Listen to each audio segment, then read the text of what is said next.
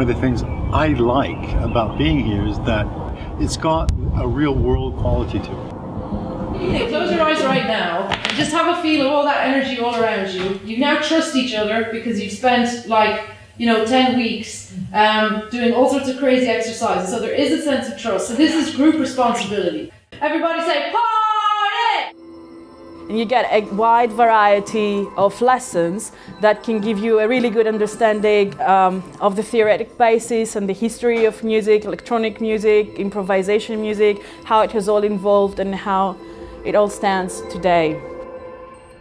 We take in classical musicians, jazz musicians, pop musicians, singer-songwriters, composers, electronic musicians, and they're all kind of put together in the first year with the curriculum, and it's an interesting mix. And I think that one of the key things about Brunel is we encourage people to learn from each other. We don't just look at cold manuscripts and make intellectual judgments. We're doing stuff, and then we use that learning and that craft to bring back into the teaching.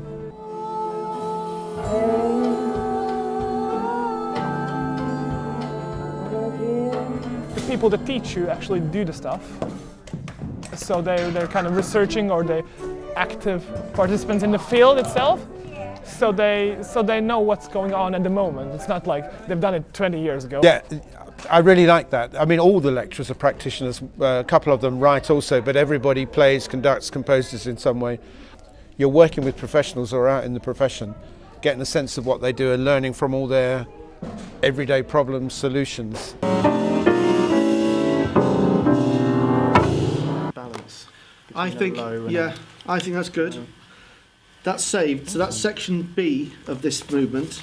People that are making the music are actually teaching the music, which is an interesting aspect of any kind of creative course. It's kind of an interesting group of teachers that we have here, being all professional and all sort of involved very much in what's going on. In all, they're very much individual, so we have different points of view on everything, but we get along, which is, it's kind of uncommon. When we differ, we have an interesting discussion, that we understand, I like their music, but I'm not quite sure what they're doing, and we can actually have a discussion about it. Brunel. One of the best kept secrets for me about being here is that we have small enough numbers that I know everybody. I know everybody in my class personally. I mean, I know what they're doing, I know how they're working, I know what their personal projects are.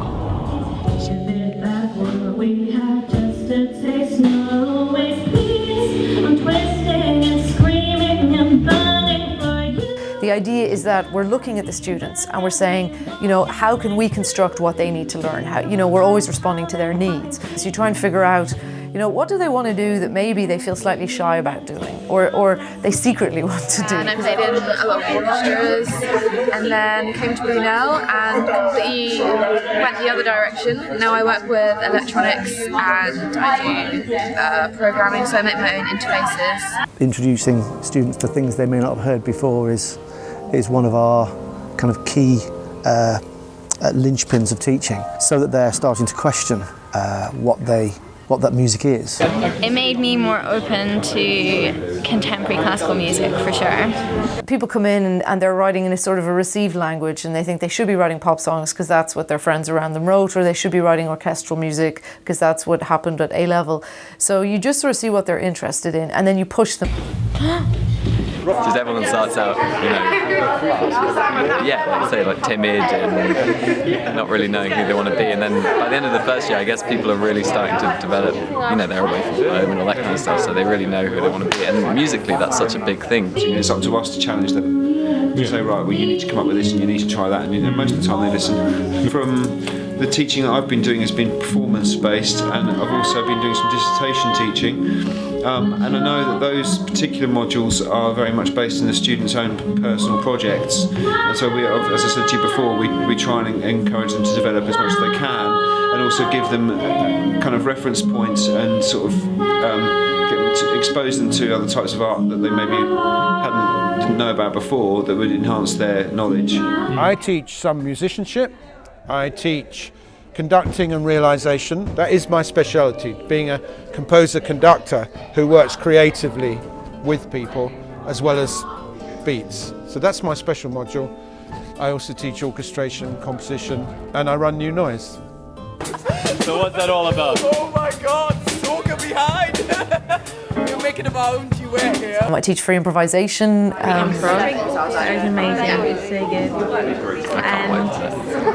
And it's quite full on in terms of what's demanded of the students, but they all like it, so I can't complain. They sort of relish it and rise to the challenge. Everybody take part! Everybody take part! You have an idea. You've come here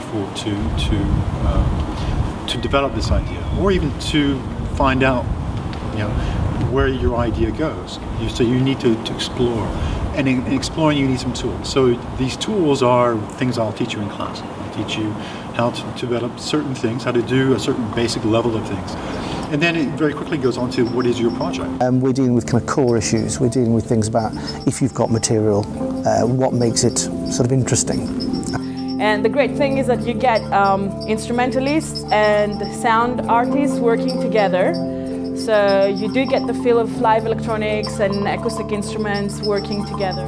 Everything from an installation about cycling, through a performance with sewing machines and video, through a massive, huge improv performance with conduction and people making CDs, people making films, all sorts of things. So that's really wide.